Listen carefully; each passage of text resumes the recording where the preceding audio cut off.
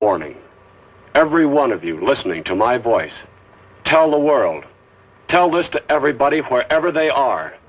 Watch the skies everywhere. Keep looking. Keep watching the skies.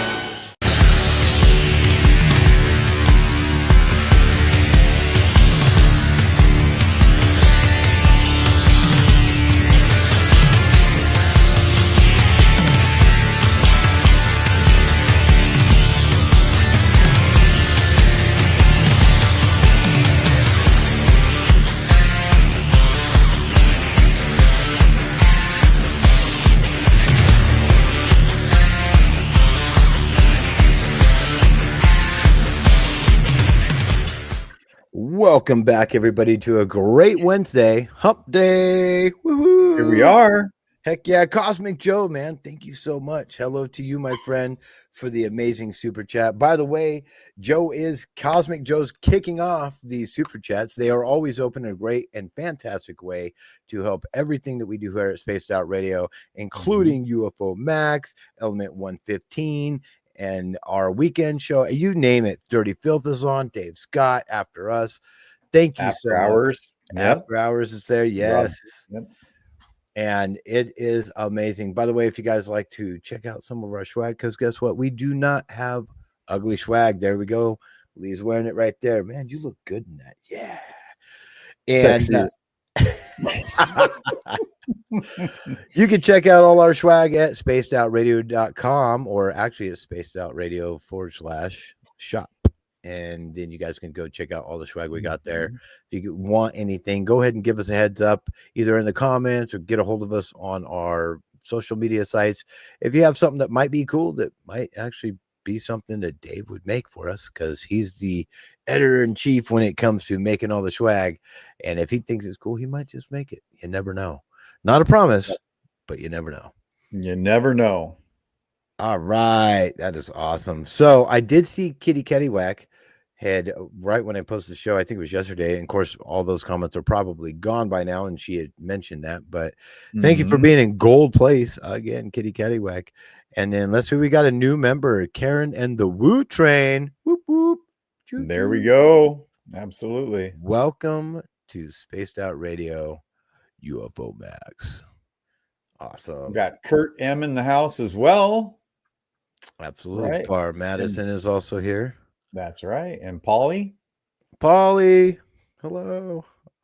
All right, let's see what we got. Holy smackerels. Mel WD in the house. Of course, as Dave likes to say, lubing the way is Mel WD. Yep, that's right. He's getting us lubed up for the evening. That's right. And we got Cosmic Joe Chronicles as well that's here. Thank you very much for stopping on in. And we do appreciate the super chats. Absolutely. Yes. Race fan, always good to see you as well. Robert F. Lamont Jr., good seeing you, my man. It's been a while. And I think, let's see, we got Richard Minish in the house. Necessary Dialogue. Paul Nichols is here as well. Oh, my gosh. Look awesome. At everybody. We got Tammy Benjamin.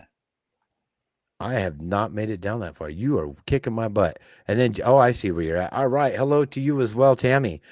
Jay Truthseeker, good seeing you as well. Let's see who else we got. I think that's it for the moment. So let's get this. Undead Jed. Oh, he showed up too. Let's see. Oh, yeah. Okay. All right. You guys are kicking my butt. There we go. All right. Long time, my friend. Long time, Robert. All right. So here we go.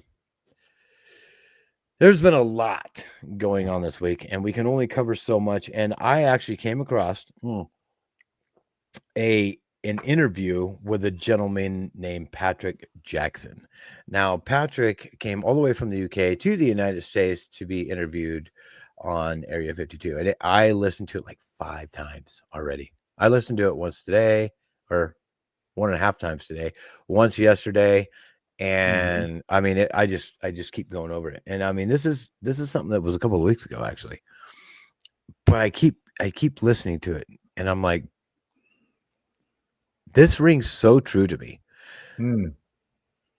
Now, we're going to back up a little bit, because when it comes to Patrick, he talks, his primary goal was poltergeist. And now I know we're a UFO channel. Bear in mind, people, I remember. but this does tie in, and you guys are gonna like this. So I am a, how would you call it, an experiencer when it comes to ghosts and like supernatural phenomenon. Lee, you are too as well. Yes, absolutely. Yeah. Yeah. So one of your crazy like happenings, what happened to you real quick? Okay, so when I was living in Normandy Park, Washington, here, I heard some commotion upstairs, and I was the only person home at the time. And I'm like, what the heck? This is a 2-story house. It had 2 kitchens, one upstairs, one downstairs, and split level. So I run upstairs, like, what the heck is going on up there? And I've got all the cupboard doors open. I've got all the drawers open in the entire kitchen. Just what, like, what the heck is this? And of course, me, I'm laughing about it, having a good time. Oh, this is fantastic. This is great. I've got some freaking poltergeist type activity going on here. And it didn't feel menacing in any way. It was more, to me, it was more playful, right? Yep. So let's tie this in. You ready? I have Yeah. similar stories, very similar stories. And I mean, just a real quick one, 2 seconds, is my ghost, or whatever you call it, in my room would strum my guitar when it was in the case. So if anybody ever wants to look at that, I did a full show with Dave on it a long time ago. You can find it. Anyways, my wife, current wife, and I told her the story about the guitar strumming. That's not that same guitar, but another one of my guitars is sitting in a stand, sitting in a corner of a room. There's nothing around this thing. It's just sitting there. And one day I get a call. I'm at work, and she's like, dude, your guitar just literally strummed itself while I was in the room across on the other side of the bed. I was like, told you, right? So this, according to Patrick Jackson, is actually not poltergeist. And the way he says it is, and I'm trying to condense like a 2.5-hour show into one. So the way he starts out is saying, okay, humans are usually very vocal, very social, including people that get in trouble. Doesn't matter who you are. And we always want to talk. So when we say, oh, our Aunt Etna died, and, I think that's just her. Well, that's not his theory. There is a very haunted house, one of the most haunted over in Europe, that he had rented out. A guy named Bill owns the place now. And I'm doing this off the top of my head because I'm really fresh on listening to this, but he went in there and he's like, yeah, that's the most stressful time of my life. And in fact, he had brain swelling from it because he thinks he's figured out what these things are. Now, what you did when you heard all that racket and commotion going on, you ran to that spot, right? Mm-hmm. Yeah. Okay. That's the point. That's his point. So you hear, you're in a room wherever, and this house isn't very big, and he has illustrations and everything about it, and he'll be in a room, and then you'll hear 8 times on a door that is downstairs and away from where he's at. And so, people would go running to see what the heck that was. And he was asked, like, hey, like, does this lead to the outside? No, it's an interior door to an interior room. There's no windows in that room. There's nothing there. Right? He was able to replicate it. He's able to trigger it. Oh, yes. This is where, and so I got some notes here, and I'm going to read this real quick. So he's talking about an intelligent network. So when you take a picture and people see the little orbs, so Grant Cameron has Orbology, which is a social media group, which I happen to be a part of. And these people catch a lot of pictures. I see them every day, and 10, 20, 30 of them a day, where these people are catching these orbs and these videos and photos and everything else, and sometimes with the naked eye. Yeah. And they're catching the dark masses, the Hat Man, and, all this stuff. Excuse me. This is wild, right? Not even the police will go into the house that he's been doing this in. And he has all these great stories there. So poltergeist activity. He has almost a scientific data to back this up too, which is crazy. According to the theory, or his theory, poltergeist phenomena, particularly in wooden buildings, are caused by small type 3 spheres. Okay. These spheres emit gamma radiation and microwave bursts to send signals, and when people get in their way, use these energy bursts to create quote unquote poltergeist activity, like throwing objects to scare people off. The physical effects reported by people in these locations are nausea, fatigue, headaches, are consistent with radiation sickness. The theory also explains that a software bug in the past might have caused spontaneous human combustion, which is quite a bit later in the interview, a phenomenon that has since ceased. Now, hear me out. He goes from ghosts to artificial intelligence and orbs. He ties those together because he was able to record them. And he says that they are intelligently flown or guided. You know how like one will go through a wall and go into another room and people report on that.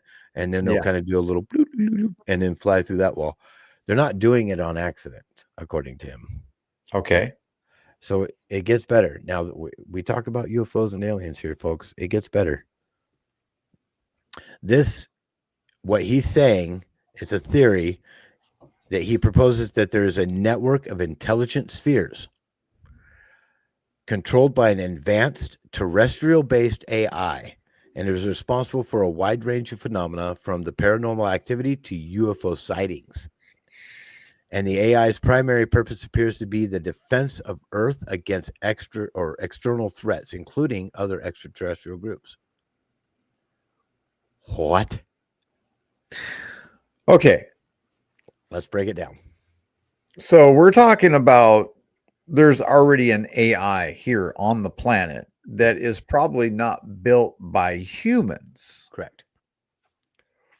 That an ET civilization or people, for lack of a better word, ET people, or a breakaway, have put together to guard against other ETs.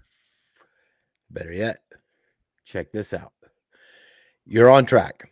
So even in the past, I've always talked that I don't know if the ETs and the UFOs that we're seeing in the sky are from a different planet. I would love to believe it, but so far I haven't seen any proof. In fact, of course, the military industrial complex isn't going to give us that proof, or neither is what we consider the government. Yeah. So here's something really cool though. I did a huge deep dive into Atlantis and Lemuria and Telos, which is right here next to me in Mount Shasta. And we actually see these orbs flying in and out of mountains. Mm-hmm. And he even said, like, look, he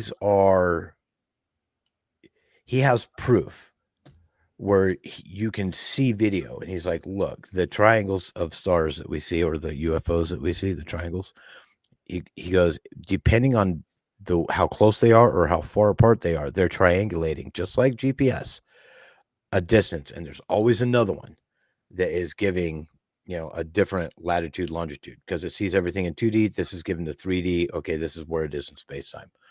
And then it's literally attacking whatever's coming through. And so one day he had set up an experiment in this house, and he was able to get this system to trigger itself, which would seem like it was supernatural, ghost or some type of poltergeist. But he was able to trigger it. He's like, okay, if I do this, it's going to do it again. And he would do it, and it did it again. And he did it 3 times in a row, and he had it all on film and video evidence and everything. And he sent it to that guy that's given $1 million to find out what ghosts are. If you have evidence of ghosts and you're able to replicate this, blah, blah, blah, blah, then they would give him $1 million. Well, he contacted them, and they're like, oh no, it's got to be like in your head, psychic kind of stuff. And so they were backtracking really quick. Well, what the hell was that? Yep. And then he also presented this stuff right here. I just saw something fly in my room. Ha! What the hell? Okay, we're moving on now. So let's get into this because it's really crazy what he gets into. So the poltergeist activity, and I already read about the type 3 spheres. Well, there's 3 different types of spheres. So it's an air defense mechanism, and he says it's subterranean, it's ground based, and it goes from the ground out, and it can go out all the way around Earth. There's one part of it I'm not really liking. Yes, Richard Minish, there is a hitchhiker effect. So real quick, what Richard Minish is talking about, if you were to take a rock from this home, then it would follow you, which everybody has talked about before. These poltergeists and supernatural phenomena would follow you home. He even told a story about a couple that bought their kids a bunk bed, put it in the house. That bunk bed was attached to something, and the kids were freaking out and told the parents about it. Then the parents went in there, they saw the same crap, and were like, oh shit, we got to burn this. So they ended up destroying it. Everything quit. We hear this story time and time again. Yeah. I have experience after freaking experience after experience in this house. I've had it through every house I've ever been in, and they're almost identical, to the point where when he said this is happening globally, it is almost identical everywhere you go. And I'm like, oh, that hit home. Right. So I've got a question here. Go for it. So we're talking about this defense system or whatever this is, this AI. Yeah. Is it possible it's guarding us against things that would be considered demonic? Could be. But everything it's guarding against seems to be physical. Okay. Seems to be so far. The biggest thing is within his because he's a tech guy. He's an IT guy that did all these like you. He has all this really cool, electronics, and he's able to replicate this stuff.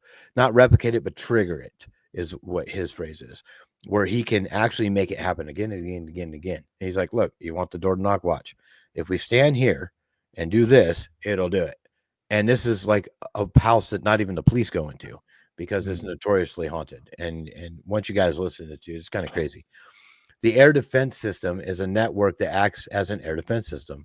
The spheres track anomalous airborne activity using a process called trilateration. The theory posits that the spheres can be seen tracking everything from airshow jets to military aircraft. The spheres appeared to have a direct energy weapon capability, as evidenced by videos of them taking out rockets over the Middle East, which has been recently seen. The theory also suggests that the spheres caused the drone flap in New Jersey, where their network was tracking U.S. military drones. Well, there have been multiple videos, and one of the most famous ones was that. And this is a video that just, it doesn't speak well to me. I don't resonate with it, but it's the rocket that's going up and the UFO that kind of goes around it and goes and then takes off, and the rocket falls out. Yeah, because it's that's not AI. That's rendered. They don't have, I mean, we don't have the actual video, but that's what somebody saw. It's a recreation. Okay. Yeah. That's probably why it doesn't sit well with you. Well, there are videos where they've seen these spheres where they kind of go through a plane wing and it takes off the plane wing. So what he's saying is this is a tiered system. You have the little orbs that are going through houses and stuff, and they will send signals out like bursts, which is gamma radiation and microwaves.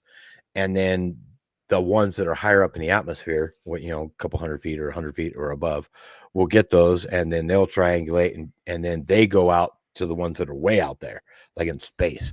And it's almost like a shield. I don't know if you've ever watched Atlas with Jennifer, what's her name? Yeah, that was a while ago, man. I did watch it with the AI.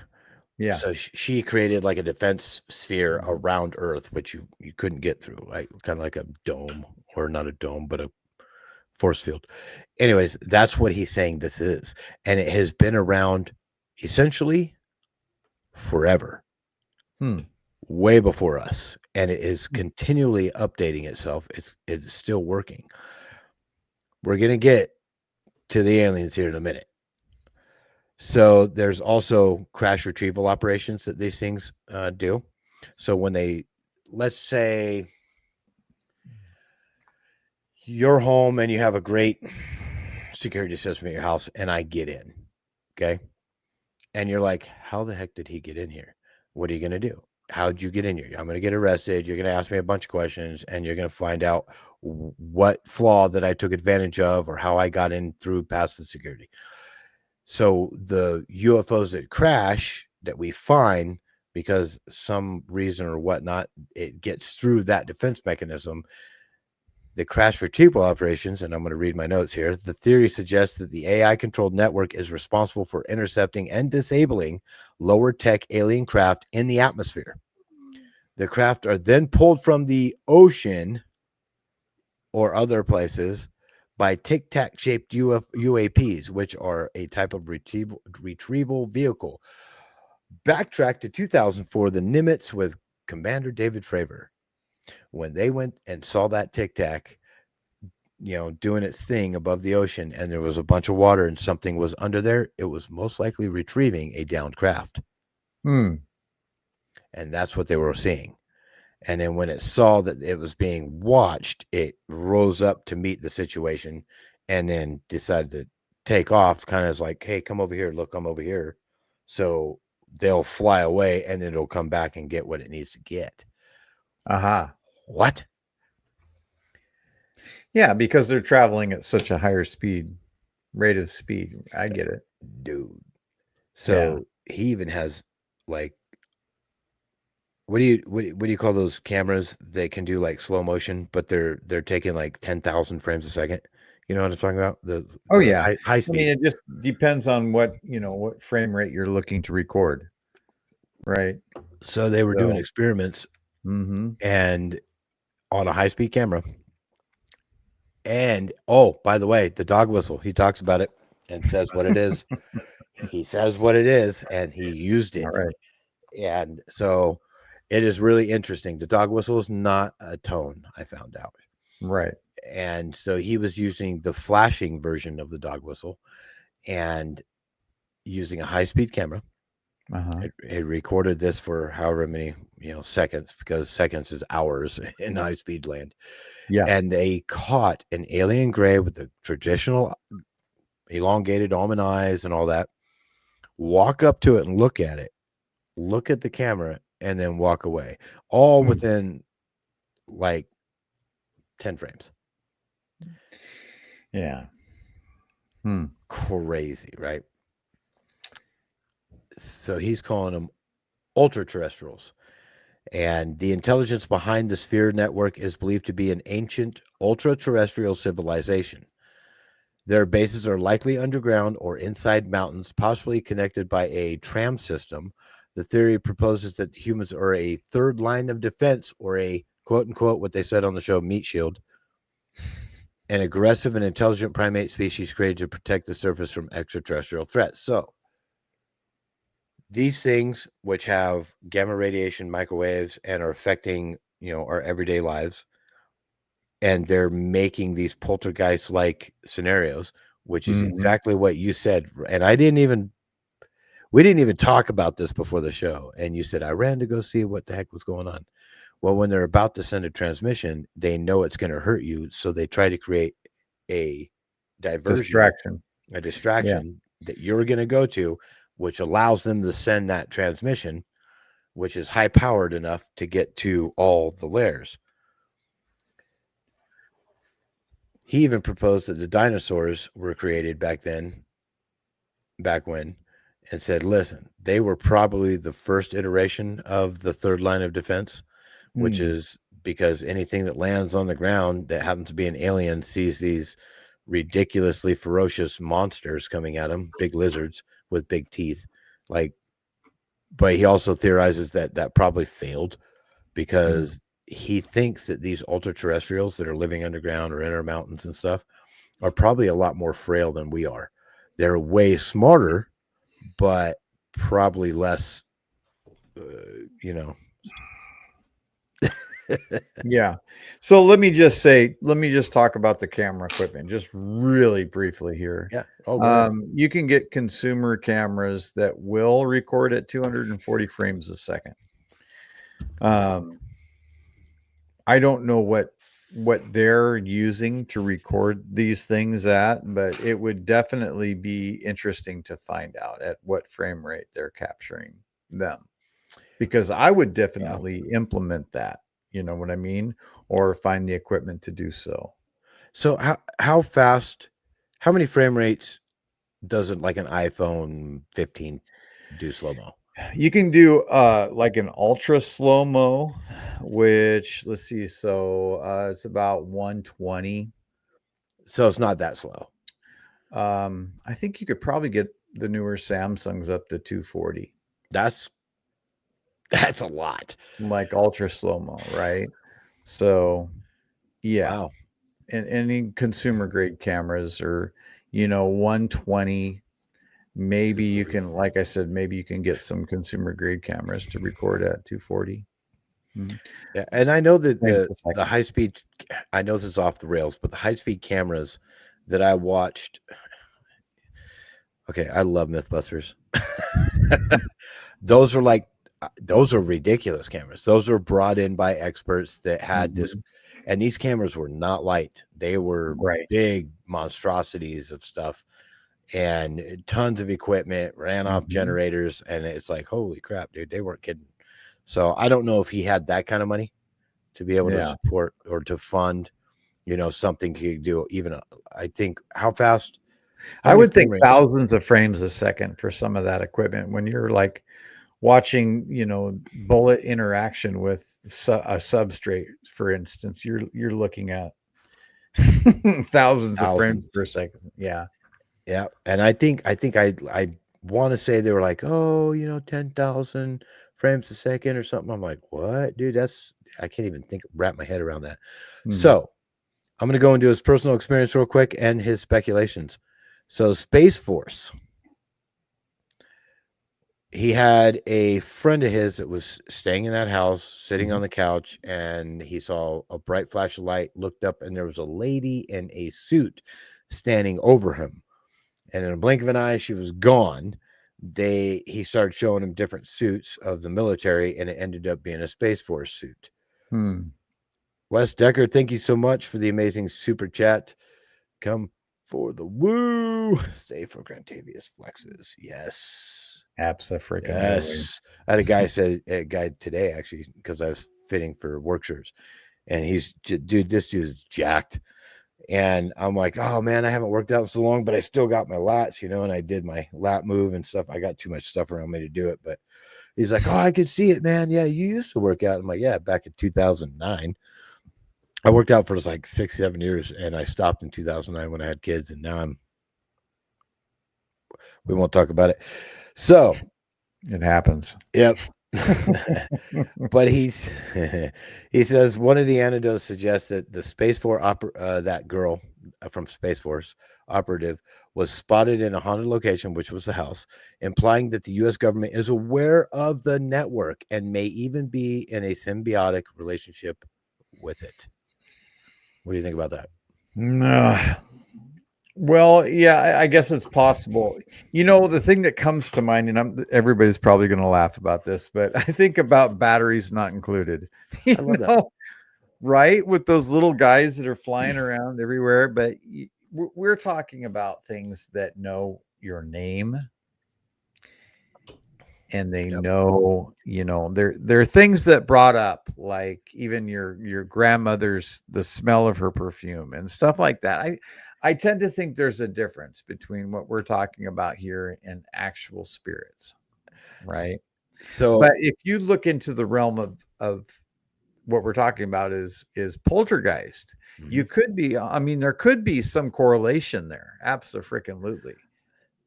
I'm going to jump off this track just for a second, just to follow your track. There is a guy that does readings.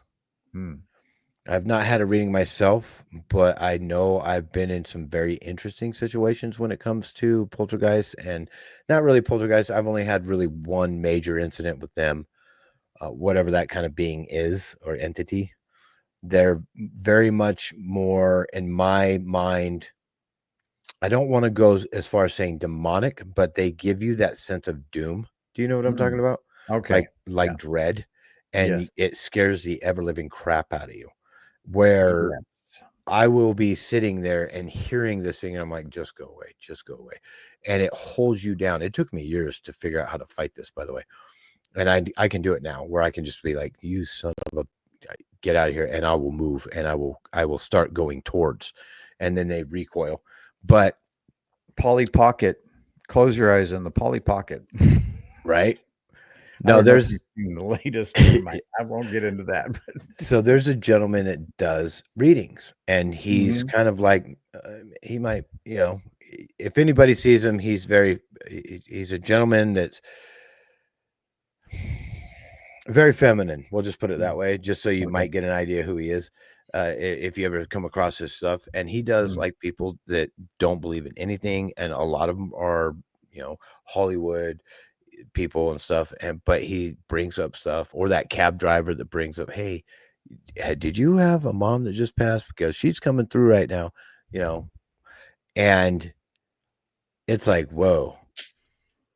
And like my grandfather, my great grandfather, I lived in his house right after he died. I had to take care of his house. And so my great grandparents had separate rooms. I stayed Mm. in my great grandfather's room. My great grandma had died 2 years before. And so I'm staying in his room, and I would hear him walk up and down the hall from the den that was his spot and that room. And he would stop. I wouldn't know where he was at, but I just hear him stop walking and then walk the other way. In fact, this got so bad that my girlfriend at the time heard it. And then she had a couple come over that were her friends. And the girl got not locked, but she locked herself in the bathroom for like 45 minutes saying, hello, hello, who's there? Hello. And like yelling, but none of us woke up. None of us heard it. Mm.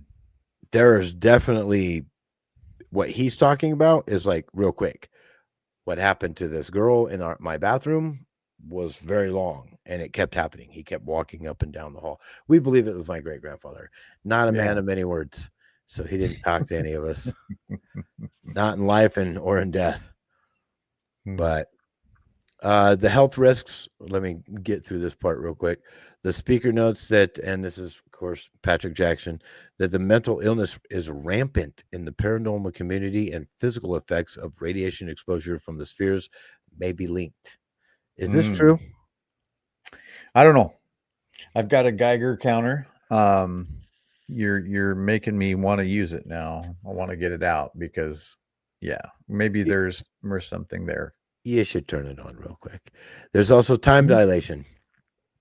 This is where the 10,000, the slow speed camera, high speed cameras would, caught this thing. He says that these things it's almost like if you had, Star Trek, push a button on your watch, everything stops around the world, and it's time dilation, and it can walk in between our eye blinks, or the hertz that we see, it can step between those hertz. And it says the mysterious disappearance of hikers in wooded areas, missing 411 cases, are attributed to the ultraterrestrials using localized time dilation technologies, allowing them to move undetected, which is Mm. really interesting because there's that one hiker. I don't know if he was a hiker, actually. I think he was a worker. Literally got lost for like 15 minutes and then came back, and his watch was literally 4 days later, and he had a 4-day beard. Same day, like within 15 minutes. Well, that happened too to that one skier up in upstate New York, and then he was in freaking California with all Yes. his ski equipment on and stuff like that. It just turned up. Wow. Dude. So I know we're talking about Patrick Jackson and all, but what do you think about the stairs in the woods? Kind of like a portal. You think they went through some kind of time dilation and got I transported?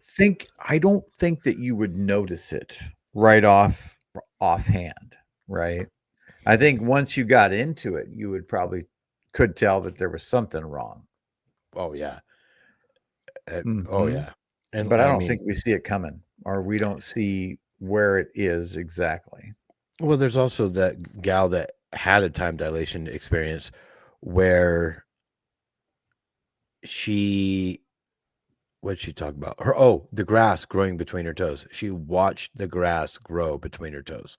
She's like, what is going on here? And she's just in normal time space to her, but everything else is speeded up around her. So Yeah.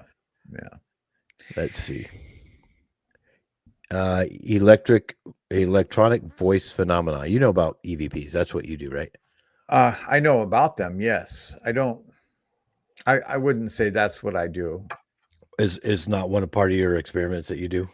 I mean, if I'm gonna go looking for ghost activity, yes, I'll record audio for sure.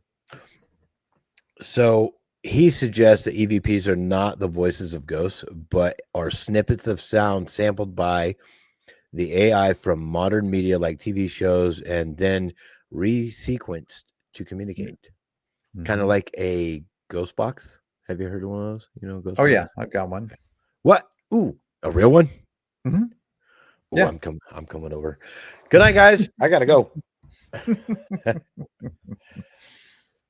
Oh man, dude, I would love to play with one of those. The one on your phone is stupid. Nobody download the one that's on Play Store or iPhone apps, because I figured out how they work very quickly. So if you set it on a table, nothing in this world is absolutely static. Everything moves somewhat, and the gyroscopes that are in your phones, where I don't know where mine's at, but anyways, will pick that up. And so I found out if you just lightly tap your phone, you can get it to go, you know what I mean? You can get it to do it. Okay. I'm sorry, but I'm going to have to interject here on this one. I was up at Mount Baker at a little town, the very last town before you hit Baker, and it's called Glacier, Washington. Okay. And there is an old restaurant in there that used to be a train depot, like almost the last stop. And that place was haunted as heck. And it is the only location that I have ever gotten full sentences on my phone app. No. Full freaking sentences. Okay, I'm re-downloading it. I changed my mind. I'll send you the one that I'm talking about. Oh my god. Yeah. Which app? Yeah. Just nuts. So real quick, Mm-hmm. robed figures like shaman, not shaman, but like monks. Have you heard any stories about them? I've heard stories about robed figures. I don't know a lot about them, unfortunately. So he tells a story about robed figures, and then of course Chris Ramsey is like, "Oh my gosh, I hear about these all the time," and I'm like thinking about it going. Of course, I'm not in the like paranormal field. This is the blending, though. Yeah, it the is Black-Eyed Children sort of thing. I mean, this is a blending of stuff, right? Right. I mean, I don't know, man. So there is let me break down these spheres real quick. So there's type 3 spheres. Mm-hmm. And this is how the network of spheres works. There's a hierarchy to these things. So these are the smallest spheres, the type 3s, and they're responsible for poltergeist activity. The interviewee, which is Jackson, claims they produce microwave and gamma radiation, which explains the physical symptoms people experience in haunted homes or locations. They scare people away by causing objects to move, suggesting a protective or territorial behavior. But he also says and of course, Chris is like, well, what about when nobody's there and there's a chair and on the, the closed loop, CCTV TV cameras where there's a chair that just moves, and he goes, it's triggered. It knows it's being watched, and it just triggers it because it's got to do it, and it's constantly going to do it. And he even said that he put a baby carriage, like a baby stroller, they call it something else, but it's with a little baby doll in it, and he goes, once or twice a week it'll just throw itself down the stairs. and it just triggers. And we witness this because the cameras are on it. And he's not scared of it anymore. He thinks that he's figured it out, that this is some type of actual controlled, either intelligently based or artificially intelligently based behavior. Okay. And then there's the type 2 spheres, and these are described as basketball size and act as signal boosters hovering above tree lines to facilitate communication within the network. Then there's the type 1V formations, which are the ones that everybody sees high up in the sky. These are the large triangular formations of spheres that amplify signals over long distances, acting as a global communication and surveillance network. Okay. Want to break that down? I'm not going to be able to break all that down, but I get it. I see it. I see what they're talking about. Yeah, I can imagine that. It's very interesting. I mean, I want to see the evidence this guy has in that home alone, like just what he has in there. I want to watch him trigger it. He says that these gamma burst radiations, like it'll send a signal over here to make knocking or something rattle or doors open. And that way everybody gets out of the room, because this intelligence knows that when it's about to send out a signal, it's like, oh shit, there's a human here. We got to get him out of the way. And go ahead. So what is this signal? What is the purpose for moving people out of the way? Where's this signal? I mean, well, we can figure out where it's coming from, but where is it going to? So the main signals, which are the type 3s, which are in the homes, those ones are ground based. Those are the ones that he says that are sending signals upwards. And and it's just the type of signaling that they have, which is using these type of, radio signals or gamma radiation, blah, blah, blah. But then it goes up to the next tier, which goes up to the next tier. And it's like a radio signal going out saying, okay, this is what's going here, here, and here. And it's constantly keeping in contact with each other. It's kind of like your cell phone having, like I've never figured out exactly how to shut my GPS off at all times. And like my phone for randomly just went awake, and it was sitting here, and I don't keep my phone in always on mode, and it was just always on for some reason. But no matter what I'm doing, this is sending signals out to do something, either triangulation. You call 911, they can tell you exactly where you're at, stuff like that. But it's constantly doing it, and it has a repeatable algorithm that it's a time that's going to do it. And depending on where humans are at in the building, then it will switch up what it's doing at that exact time. It's like, okay, I need to send a signal out, so I need to do this. And it's really interesting how he says it. But he also says that the intelligence that's controlling this network is believed to be an ancient terrestrial-based civilization, probably a breakaway civilization. Yeah. They must live underground or underwater in bases located within mountains or cliffs. The subterranean existence is seen as a logical evolutionary choice for survival against natural disasters and outside threats. So, like, humanity lived through how long? I mean, he knows within ancient texts that these things have been around for millennia. And so if they're controlled by somebody that's, and of course you look at anything that is what do you call it? People, or not people, animals that are nocturnal. You would have those big eyes, and he says, and big pupils, and he's like, that's their time. If they live in the ground, they don't have a lot of light, so they develop these ways to be able to see just as good at night as we would during the day. Yeah. And he also speculates that these are beings that are more likely advanced versions of humans. They're smarter, but probably physically weaker. And that humans were either created or evolved to be the planet's surface level protectors. So let's say an advanced, intelligent race comes down here on 3i Atlas and says, hey, you have something we want. We're going to be like, no, you can go yourself, and we're going to take action, and we're basically protecting them, but we don't know it. We're like the little, idiots upstairs that are fighting for them. So, but yeah, dude, it's a very interesting theory. And just listening to him, it's really interesting to listen to it. If by chance I could get a hold of this guy, which trust me, I will try. Yeah.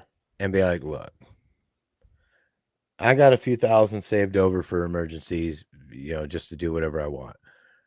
I'll fly over there with you, or I'll fly there to you. I want to go in this house, period. I'm not scared of ghosts. Trust me. Right. Yeah. I get that. Yeah. Mm-hmm. Like, they don't scare me anymore. I want to go in this house, and I want to physically see with my own eyes. You trigger this. I want to hear it. I want to hear the knocks. And if they knock, I will go to it, because he already said that he stayed in the room when the knocking happened, and he started having headaches, and he couldn't think right, and he went to the doctor, and he had a little bit of brain swelling. He's like, crap, dude, Yeah. I got hit by this. So now he knows if the knocking happens, step out of the room real quick so he doesn't get hit by whatever that transmission is, which is great. So yes, Jay True Seeker, Chris Ramsey does know him. It's actually Chris Ramsey's show, Area 52, that he did an interview a couple of weeks ago with him. And anyways, if I can go there, and I don't care if I just have my cell phone, and I'm like, okay, let's do this. I'm going to video record everything, take all my, all my cameras with me. And if I can literally provide proof that this is real, and say, okay, trigger it. And he's like, okay, give me 5 minutes. Knock, knock, knock, knock, knock, knock, knock. I'm like, holy crap, dude. Like, if he can do that, then I know at that moment that this isn't something that's poltergeist or demons or angels. I still believe in ghosts, but this might be something completely different. This might be where we have ghost hunters and all those cool shows, and they go and see these bricks fly across the room at them and stuff, you know what I mean? Which could be real. But then you're blending the lines where, like, some of this that's happening is real, and some of that's happening is this AI system, and people are just saying, okay, this is actually poltergeist, and they're just equating it, lumping it up all in one field, instead of separating the two, going, okay, we have our supernatural phenomenon going on, and then we have this crazy, wild, AI-based, ultra-intelligent people that are living underground or in the oceans doing this crap. What do you think? Yep. Excuse me for the yawn. Yeah. But yeah, I mean, I do believe that there's a difference, just from the things that I've seen and witnessed. So where do we take that from here? We'd have to be able to measure that and figure out which is which. Exactly. You know That's what I'm saying. Like with mine, dude, I know. So my wife was in the room and the guitar strummed itself. I warned her about that, and that guitar is not in the same house you're talking about. See, I was 15. That happened 2 years ago. So almost 30-year difference when that happened to me. And I told the story, and it did her almost 30 years later. Yeah. Like in a completely different state, in a completely different house. Music is something that seems to be popular because our organ would play often by itself. Oh, I gotta hear this. In that house. Yeah. So we had my grandmother loved to play, and she would play for church and some, different events or whatever. And she was a kindergarten teacher way back in the day. And when she willed the house to me, after she had passed, we would often have the organ would go off by its own. By itself. Really? Oh yeah. That's the things I'm talking about. But music seems to be a common thread. Yes. Instruments like to be played, apparently. I guess. Lovey Love. What chord was it, Grant? It was an open So the guitar was not playing a chord itself. It is EADGBE, and it was just open strum of an open guitar. No, nothing was. It wasn't making a chord. It was just strummed. Kira, good seeing you. Hello. Oh my gosh, welcome. This is great. Kira's in the house. Tim Hoffman, look at you, man. You're here too. Yeah, all our favorites. One of these days we got to start talking about supernatural stuff, because I got plenty of experience with that.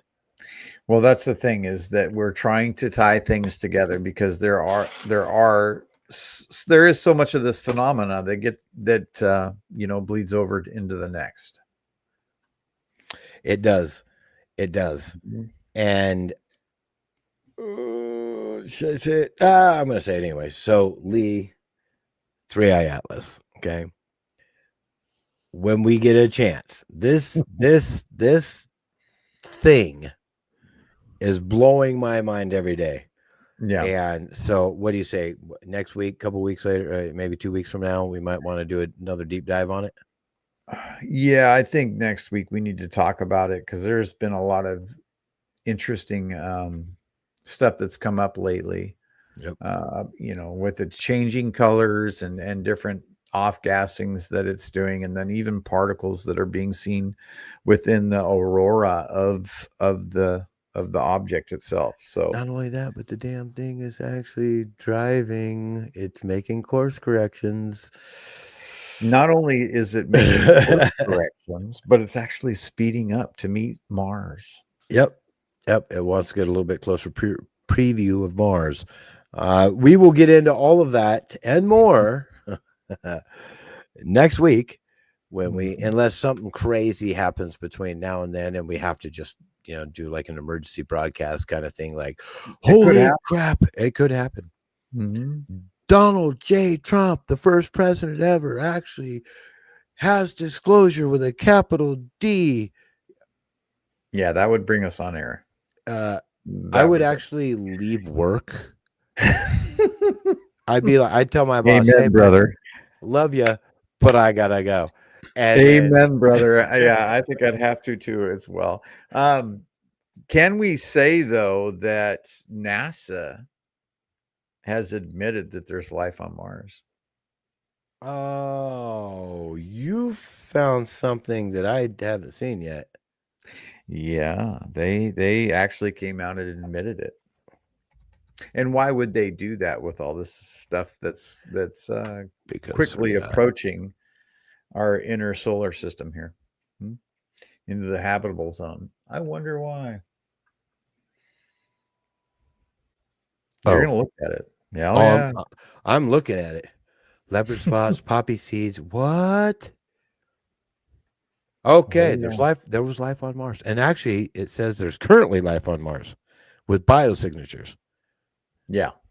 Wow. Okay. Yeah. So, well, we all kind of knew that anyway, but I mean, realistically, so I've been talking about this for a while. If you have, so I can prove ghosts are real. Come to my house, or actually not this house. Let me take you to my last house, and then you'll know that one has something going on there. But ghosts are easy. That's fun in games. I like them, but we have all been desensitized by Hollywood, whether it be Contact or Close Encounter or whatever, right? Yeah. Now we have something coming into our existence, and I mean, Avi Loeb's very excitable dude, and but he is a scientist that has been looking into Muamua, Borisov, and of course, Borisov was 100% a comet. It had everything that comets normally would have. Very, cut and dry, black and white. Then you get 3i Atlas, and 3i Atlas coming in all of a sudden. Now we got NASA, which I just looked up, says, oh yeah, this, and I'm like, okay, guys, when are you going to come out with it? Who are they? Did you piss somebody off that we don't know about? Not. Oh, good Lord. Don't even go there. I mean, and this thing is huge. It's making course corrections that we don't understand. The off-gassing is actually rhythmic, like at a very timed rate. Yes. like you would if Yes. you were actually doing course corrections without spending a lot of fuel. It's correct. Do you remember? minute. Do you remember their interval? 17 seconds or something like that. 17 seconds. Yeah. Every 17 seconds. That is not what we assume it is. No. That's so something completely different.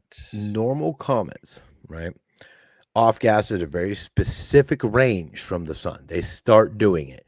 When you get to, I forgot exactly how big I think it's 1 billion miles is each square of space that they call, and this thing was 6 units out. So it's over 6 billion miles away, and this thing started off gassing. And it's like, no, that's impossible. What? Wait a minute. Yeah. Then it starts getting closer. Every single freaking comet we've ever seen off gases at a very specific range. It's very random. You get a pocket of ice, which could be carbon monoxide, carbon dioxide, H2O, whatever it is. We'll go, oh, poof, and it'll off gas randomly. This thing is like a metronome. It is doing its thing. I wouldn't even be surprised if this thing said, oh, hey, Mars is actually kind of cool. Let's hit the brakes. And now we got a moon around Mars for a moment. And we're like, wait, what the? That's what I was saying. Show 2 weeks ago or so on here. Yep. I was playing around with it. The idea, we may be looking at something like that. Pretty wild. I wonder if they like pie. I like pie. I like pie. I think everybody likes pie. Well, if they don't like pie, wait until they get a load of us. They're going to find out what pie really is. Uh-oh. A pie in the face. A pie in the sky? Pie in the sky. Woohoo. Heck yeah, tartar saucer. Okay, I'm reading all this stuff real quick. I'm just going, cherry pie. That sounds good to me. Warm apple pie. Look at you guys go. Mm-hmm. There you go. No, for sure.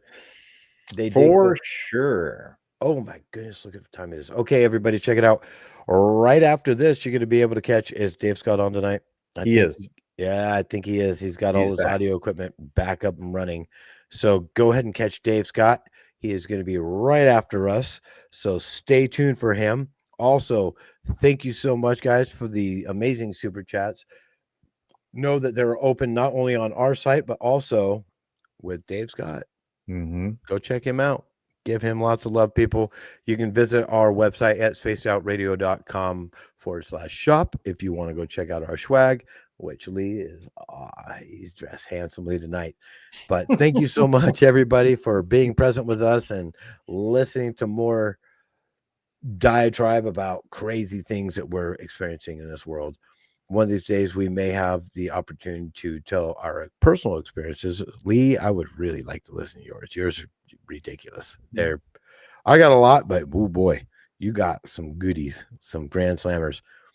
Anyways, everybody, thank you so much. Lee, thank you so much for joining me this evening. Yeah, man. And we will see you next week, Wednesday, 8 p.m. Pacific Standard Time.